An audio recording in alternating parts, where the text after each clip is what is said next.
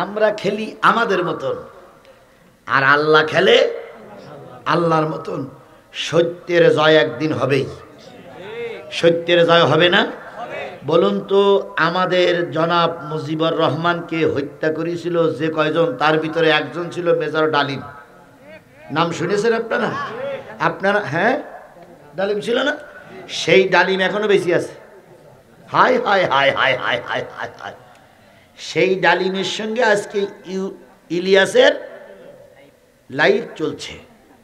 সেই লাইভে 10 লক্ষ না 7 লক্ষ মানুষ দেখে ওই ডালিমের সাপোর্ট দিচ্ছে। তার মানে এই 7 লক্ষ মানুষও মুজিবারের শত্রু। তাহলে সত্য কখনো ঢাকা রাখা যায় না। কথা বলেন ঠিক না বেঠিক? ইলিয়াসের লাইভ মানে এতক্ষণ শেষ হয়ে গেছে, লাইভ চলছিল, আমি সেইটা দেখে আসলাম। 7 লক্ষ 6 লক্ষ 7 লক্ষ মানুষ ওই লাইভে অংশগ্রহণ করেছে। তাহলে বুঝে দেখুন যে এদের বিরুদ্ধে কথা বললে কত মানুষ সচেতন হয়, কত মানুষ সতর্ক হয়। আর আমি প্রায় উদাহরণটা দিই,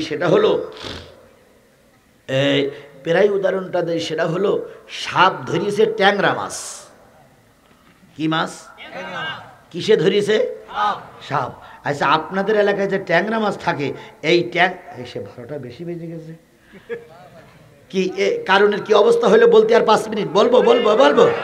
আচ্ছা ঠিক আছে, এই তো লাইন ভালো আছে। সাপ ধরেছে কি মাছ? আচ্ছা বলুন তো, সাপ বড় না ট্যাংরা মাছ বড়? বুঝে শুনে বললেন, সাপ বড় না ট্যাংরা মাছ বড়? 4 হাত সাপ, আর ধরিয়েছে 5 আঙুলি 5 ইঞ্চি বা 6 ইঞ্চি ওজনের একটা কি মাছ? এখন বলুন তো, ট্যাংরা মাছের মাথার দিক ধরে না লেজের দিক ধরে? মাথার দিক ধরতে পারে না, কারণ মাথার দিক কি? কাটা, ওখানে ধরতে পারে না। যত সাপ যতই শক্তিশালী হোক, ও মাথার দিক ধরতে পারে না, কারণ মাথার দিক কয়টা কাটা? 3টে কাটা, সামনে 2টো, মাঝখানে একটা। এখন সাপ ধরিয়েছে কোন জায়গায়? পিছনে। সাপ কয় হাত? 4 হাত, আর ট্যাংরা মাছ 5 ইঞ্চি। এখন ট্যাংরা মাছের যখন ধরিয়েছে পিছন দিক থেকে, তখন সাপ ট্যাংরা মাছ ওই মাথা ঘুরুচ্ছে আর বলতেছে, যতই ধরো খাইতে পারবা না। কি দেখেননি আপনারা? দেখেননি এরকম? আচ্ছা, দেখে থাকলে বলবেন হ্যাঁ, না দেখে থাকলে বলেন হুজুর ঠিক হচ্ছে না।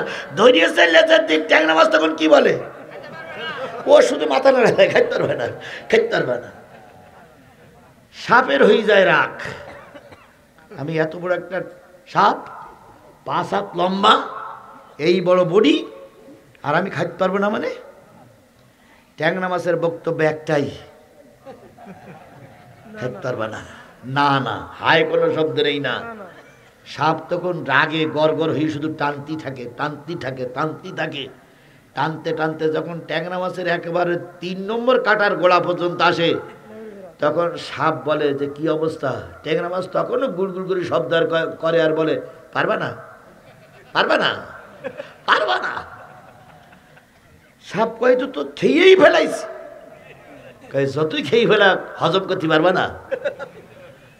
অবশেষে ট্যাংরা মাছের মাঝখানের কাটা ও সাপ খেয়ে ফেলার পরে এবার সাপ জিজ্ঞেস করে, এখন কি? ট্যাংরা মাছ তখনও গুড় করে আর কয়, পারবা না। ট্যাংরা মাছ একটা শব্দ করে, দেখেছেন আপনারা? ট্যাংরা মাছ ধরার করে ট্যাংরা মাছ একটা একটা শব্দ করে। এই দেখেননি আপনারা? দেখেননি? শুনেছেন তো? হ্যাঁ, চিন শব্দ করে। তো ট্যাংরা মাছ ওই শব্দের ভিতরে বলতেছে, পারবা না। সাপ কয়, আমি এত বড় ক্ষমতাশালী নেতা, দেশের সরকার, আর তুই ট্যাংরা মাছ নামক 5 ইঞ্চি একটা হুজুর হইয়ে শুধু কয় পারবা না, তো পেরেই তো গেছি। ট্যাংরা মাছ তখনও বলে কি? পারবা না। শেষ পর্যন্ত ট্যাংরা মাছ কয়, শেষ খেলা দেখ। ট্যাংরা মাছ ওই সামনের 2 কাটা বের করে দেয়, আর পিছনের কাটাটা সোজা করে দেয়।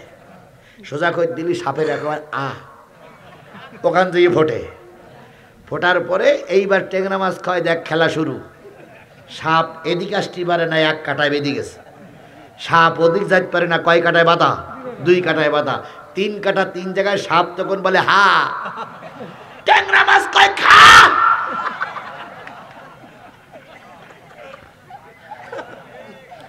শেষ পর্যন্ত দেখা গেল সপ্তাহখান পরে ট্যাংরা মাছ গালের ভিতরে আছে, সাপ ইন্নালিল্লাহ।